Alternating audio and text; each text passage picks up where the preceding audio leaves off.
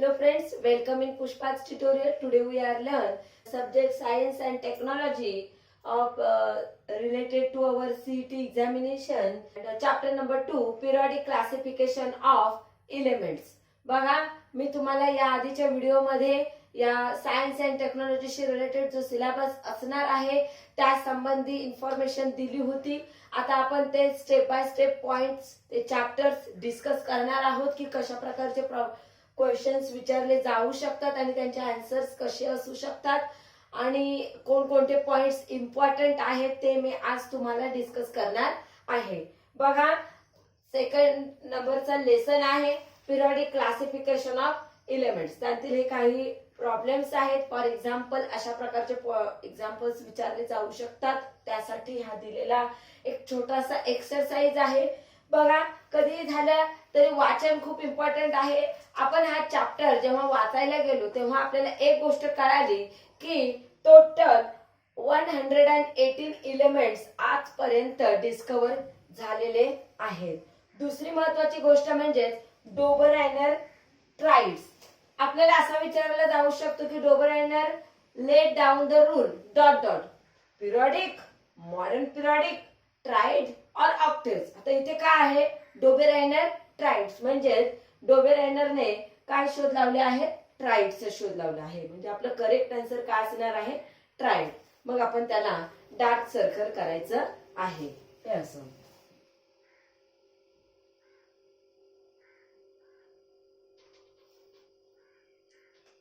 तुमच्या आन्सर शीटवर त्या प्रॉब्लेमशी रिलेटेड जो एबीसीडी मधला सर्कल असेल त्याला तुम्हाला डार्क करावं लागेल. त्याचे सिरियल कदाचित बदलेल पण परंतु त्याचा आन्सर मात्र बदलणार नाही. Dobereiner laid down the rule triad. Clear. त्यानंतर पुढे बघा properties of elements are related to their atomic masses. म्हणजेच काय डोबेरायनरने काय सांगितलं की कोणत्याही मेटलच्या प्रॉपर्टीज ह्या त्याच्या ॲटॉमिक मासवर डिपेंड असतात.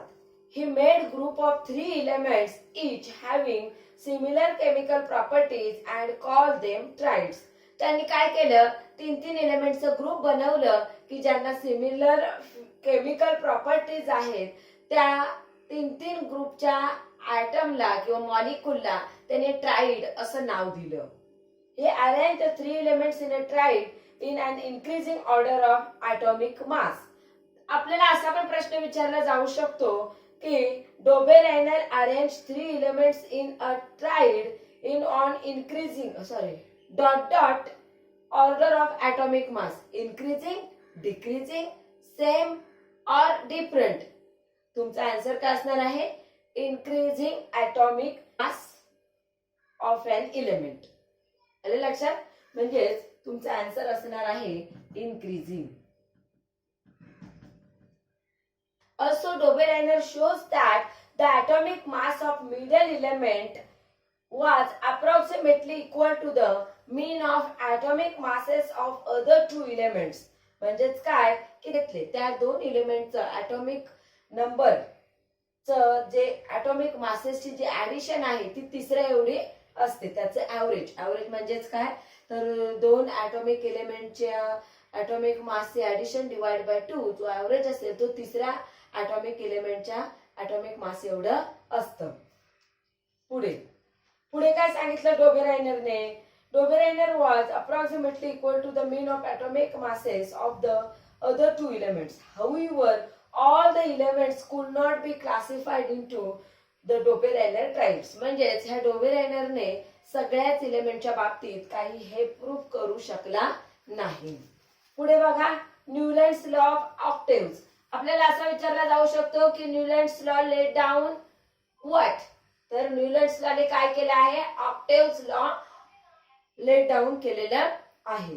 बघा Newlands the English scientist John Newlands correlated the atomic masses of elements to their properties in a different way. In the year 1866, Newlands arranged the elements known at the time and increasing order of their atomic masses. त्यांनी देखील काय केलं आहे तर atomic mass increasing order मध्ये atomic एलिमेंटची arrangement केलेली आहे. It started with the element hydrogen. त्यांनी स्टार्ट कुठून केलेला आहे? हायड्रोजन ह्या लाइटेस्ट म्हणजे हलक्या एलिमेंट पासून. कोणी? न्यूलँड्सने. Newlands law of octave started from Newlands law of octaves started from what? Hydrogen. Hydrogen. Newton's law of octaves started from hydrogen, which is the lightest element in the periodic table, and ended up thorium. आणि end कसं केलेलं आहे? Ended up thorium. Thorium म्हणजेच काय? तो कसा आहे? जड आहे, हेवी आहे. या हेवी एलिमेंटने त्याने त्याच्या एलिमेंटची अरेंजमेंट एंड केली आहे. Started from hydrogen element ended to thorium element. Okay, पुढे बघा. He found that every 8 element had properties similar to those of first. त्याला एक गोष्ट सापडली की प्रत्येक 8वा जो एलिमेंट आहे त्याच्या ज्या प्रॉपर्टीज आहेत त्या पहिल्या एलिमेंटच्या सिमिलर आहेत, समान आहेत. For example, sodium in the 8 elements from lithium. म्हणजेच काय? तर जो सोडियम आहे, जो 8वा एलिमेंट आहे, तो लिथियमच्या प्रॉपर्टीजला सेम आहे. Okay.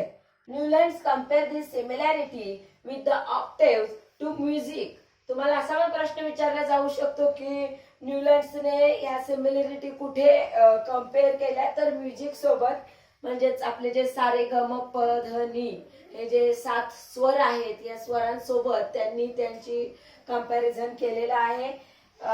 He called the similarity observe in 8 and first element as a many limitations are found in Newlands octave. तरी देखील न्यूलँड्स मध्ये देखील, न्यूलँडच्या ऑक्टेव्स मध्ये देखील खूप सारे लिमिटेशन्स आलेले आहेत. बघा, this laws found to the applicable only up to calcium. बघा, इथे आपल्याला असा प्रश्न विचारलेला आहे, Newlands law of octaves is applicable up to what? तर Newlands law of octaves is applicable up to calcium. हा तुमचा करेक्ट आन्सर असणार आहे. म्हणजेच काय? तर कॅल्शियम पर्यंतच ते ऍप्लिकेबल आहे. पुढे काय दिलेलं आहे? Newlands fitted. आता इथे पुढचा प्रश्न विचारलेला आहे बघा, X and Y are 2 elements having similar properties which obey Newton's law of octaves. The minimum and maximum number of elements in between x and y respectively. काय दिलेलं आहे? 6 and 8, 7 and 15, 8 and 14 or 6 and 13. तर त्याचं उत्तर आपल्याला पुढे मिळणार आहे बघा. Newlands fitted all the elements in a table of 7 by 8. म्हणजे 7 multiplied by 8, that is 56 boxes. म्हणजे त्याचे किती आहेत? टोटल 56 बॉक्स आहेत. पुढे बघा, Newland place 2 elements each in some boxes to accommodate all the known elements in the table. For example, cobalt and nickel, Fe and La. Moreover, he placed some elements with different properties under the same note in the octave. For example, Newland placed the metal cobalt and nickel under the note Do along with halogens, while Fe means iron having similarity with cobalt and nickel. Away from them, along with the non-metals O and S under the note Ti. Also, Newland's octave did not have provision to accommodate the newly discovered element. हा प्रश्न आपल्याला असा विचारलेला आहे की X and Y are 2 elements having similar properties which obey Newland's law of octaves. The minimum and maximum number of elements in between X and Y respectively. तर ते किती आहेत?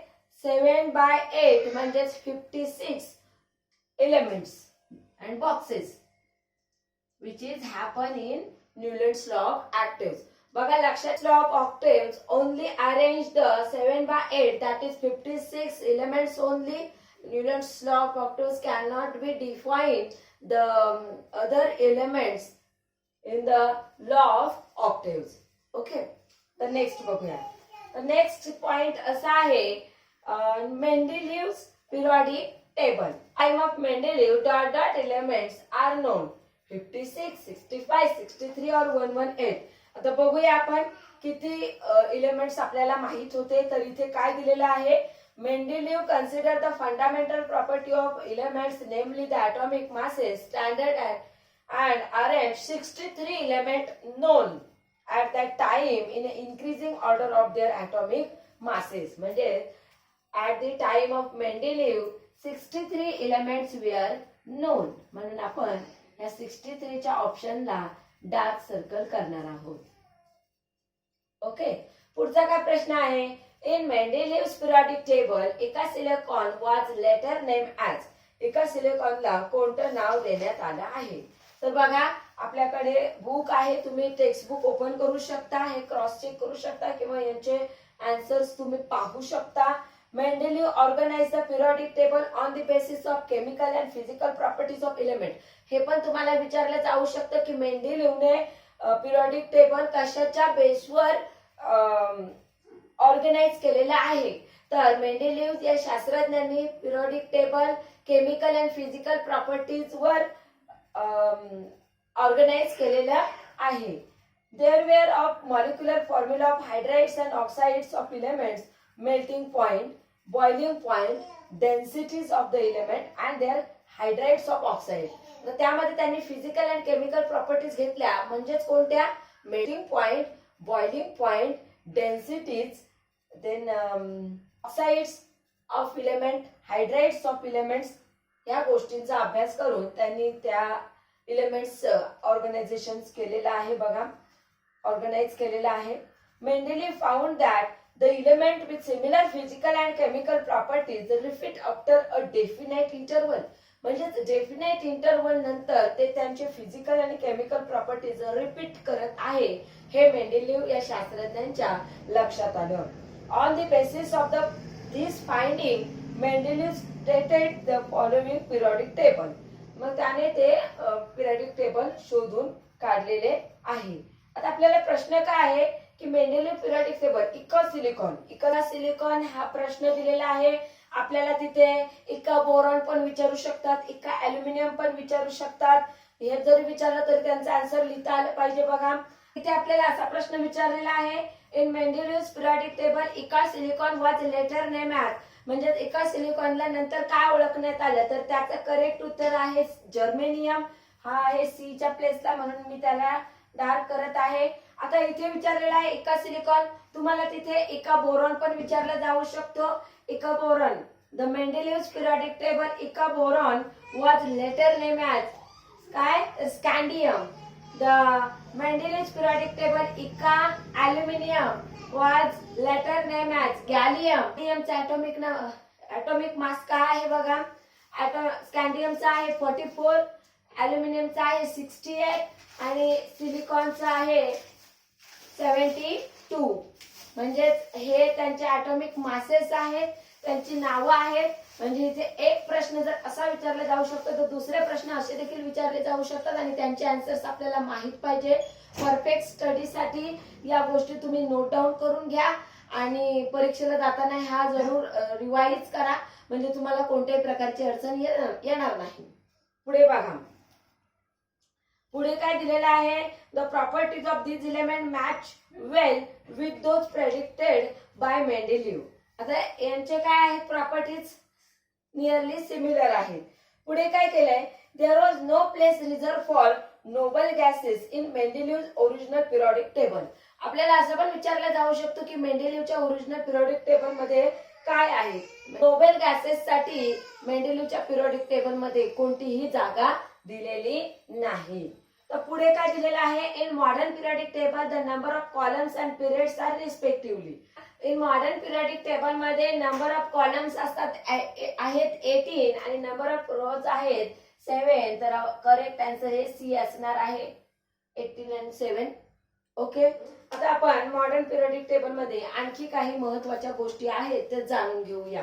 बघा यामध्ये काय केलं आहे की the English scientist Henry Moseley demonstrated with the help of the experiment using X-ray tube atomic number of an element correspond to the positive charge on the nucleus or the number of protons in the nucleus of the atom of that element.